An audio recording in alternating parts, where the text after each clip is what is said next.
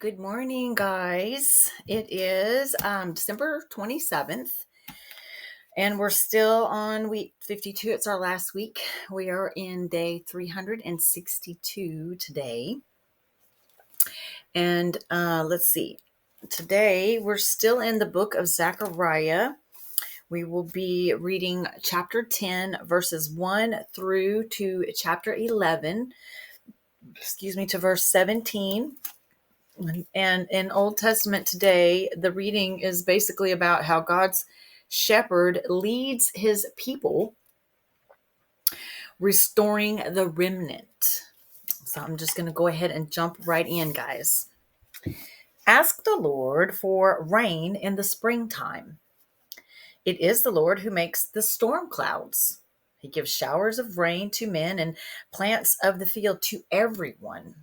The idols speak deceit, diviners see visions that lie, they tell dreams that are false.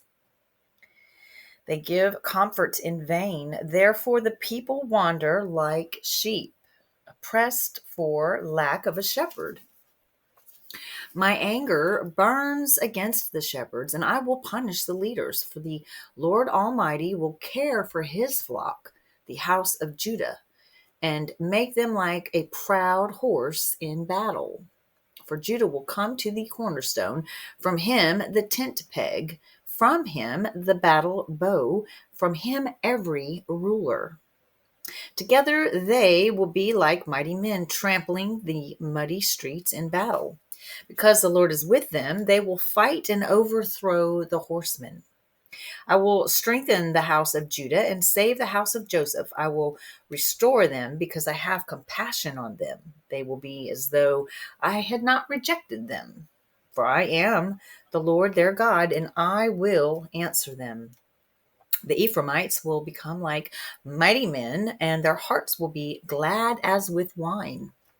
Their children will see it and be joyful. Their hearts will rejoice in the Lord. I will signal for them and gather them in. Surely I will redeem them. They will be as numerous as before. Though I scatter them among the peoples, yet in distant lands they will remember me. They and their children will survive, and they will return. I will bring them back from Egypt and gather them from Assyria. I will bring them to Gilead and Lebanon, and there will not be room enough for them. They will pass through the sea of trouble. The surging sea will be subdued, and all the depths of the Nile will dry up. Assyria's pride will be brought down, and Egypt's scepter will pass away. I will strengthen them in the Lord, and in his name they will walk, declares the Lord. Open your doors, O Lebanon, so that fire may devour your cedars. Wail, O pine tree, for the cedar has fallen. The stately trees are ruined. Wail, oaks of Bashan, the dense forest has been cut down. Listen to the wail of the shepherds. Their rich pastures are destroyed. Listen to the roar of the lions. The lush thicket of the Jordan is ruined. This is what the Lord my God says.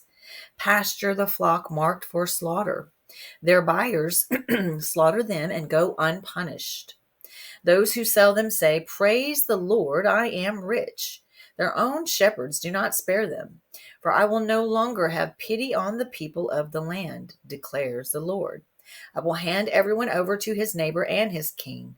They will oppress the land, and I will not rescue them from their hands.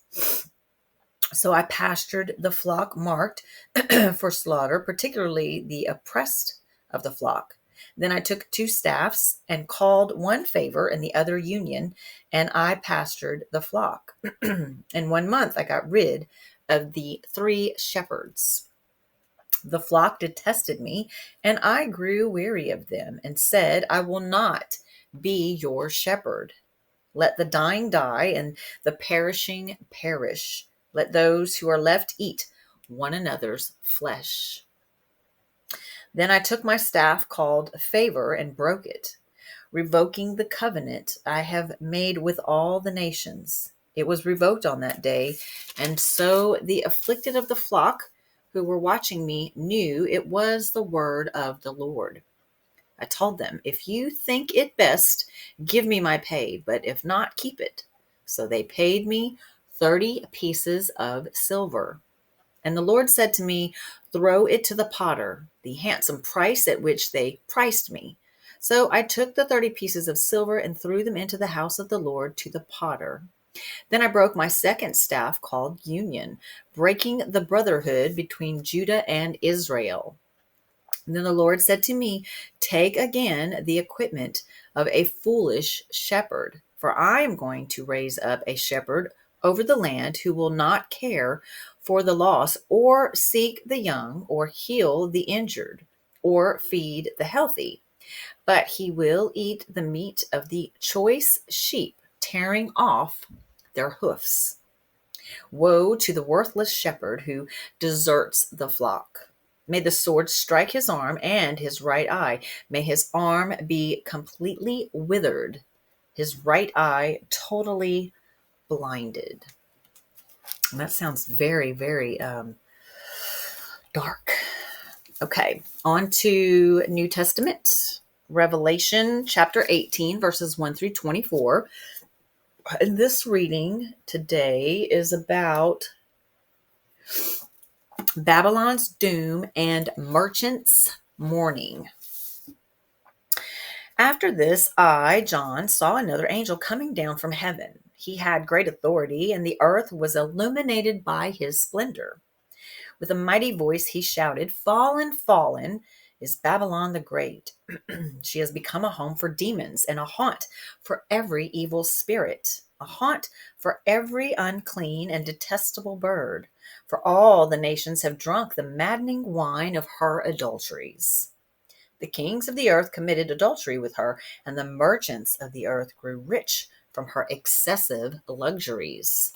Then I heard another voice from heaven say, come out of her, my people, so that you will not share in her sins, so that you will not receive any of her plagues, for her sins are piled up to heaven, and God has remembered her crimes. Give back to her as she has given. Pay her back double for what she has done. Mix her double portion from her own cup. Give her as much torture and grief as the glory and luxury she gave herself. In her heart she boasts, I sit as queen. I am not a widow, and I will never mourn. Therefore, in one day her plagues will overtake her, death, mourning, and famine. She will be consumed by fire, for mighty is the Lord God who judges her. When the kings of the earth who committed adultery with her and shared her luxury see the smoke of her burning, they will weep and mourn over her. Terrified at her torment, they will stand far off and cry.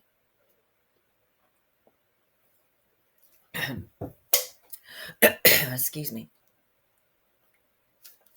Woe, woe, O great city, O Babylon, city of power. In 1 hour your doom has come. The merchants of the earth will weep and mourn over her because no one buys their cargoes anymore. Cargoes of gold, silver, precious stones and pearls, fine linen, purple, silk and scarlet cloth, every sort of citron wood, and articles of every kind made of ivory, costly wood, bronze, iron, and marble. Cargoes of cinnamon and spice, of incense, myrrh, and frankincense, of wine and olive oil, of fine flour and wheat, cattle and sheep, horses and carriages, and bodies and souls of men. They will say, the fruit you longed for is gone from you. All your riches and splendor have vanished, never to be recovered. The merchants who sold these things and gained their wealth from her will stand far off, terrified at her torment. They will weep and mourn and cry out, woe, woe, O great city, dressed in fine linen, purple and scarlet, and glittering with gold, precious stones, and pearls. In 1 hour, such great wealth has been brought to ruin.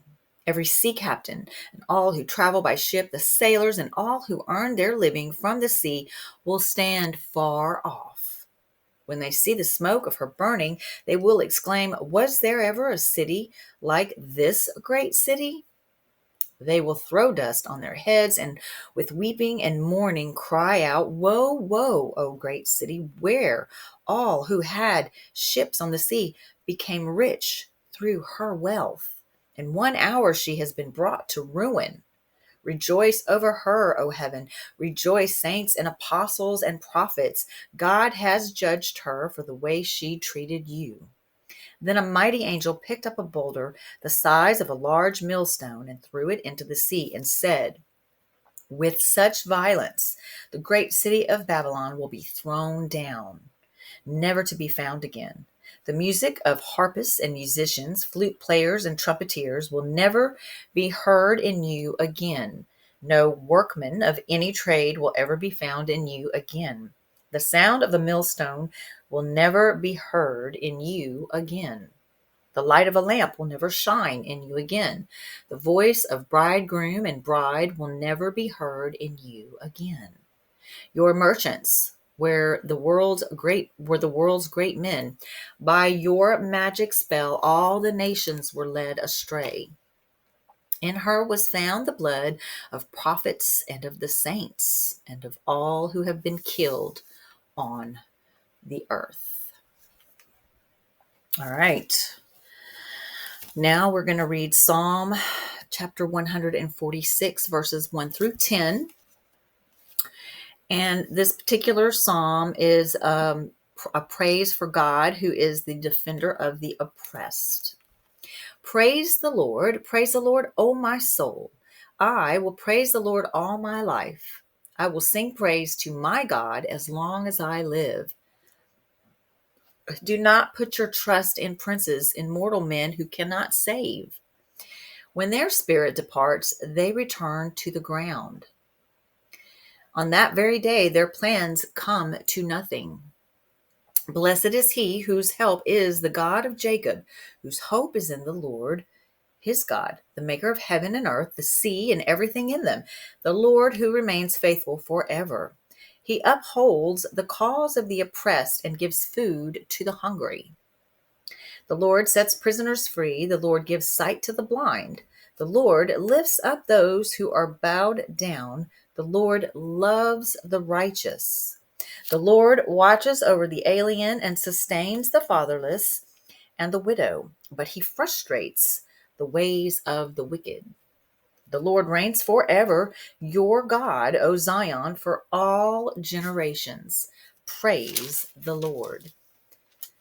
And last but not least, we have Proverbs 30, verse 33, I'm sorry.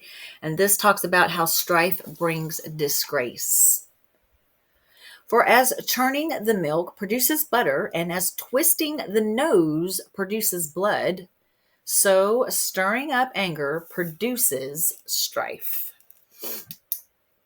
So that's a very good proverb regarding allowing your thoughts, actually. You have to learn to gain control of your thoughts, because I can speak from this as something I've had issues with my entire life. Anger. Anger will stem from your thoughts. And if you entertain certain thoughts, your anger only grows. And the great thing that I have learned, and just in recent days, weeks, is because I committed to reading the Bible, which I'm going to do again and again and again until God takes me back home, is that my anger is stemmed by my thoughts. And so in order for me to take captive my thoughts, that is the only way I can control my anger. So reading this Bible is really helping me learn a lot of things that I thought I knew, but didn't. Or maybe I knew better and just was in denial. Who knows? That's part of the human experience. We're extremely flawed people. But as long as we're growing and learning and we're trying to get as close to God as we possibly can each and every day, that's all that matters. So anyways, guys, that's it for today. Please go out, be the salt, be the light. Be the love of Jesus. Let people see Jesus in you through your actions, not just your words. I love you guys, and I will see you back here tomorrow. Okay? Bye now.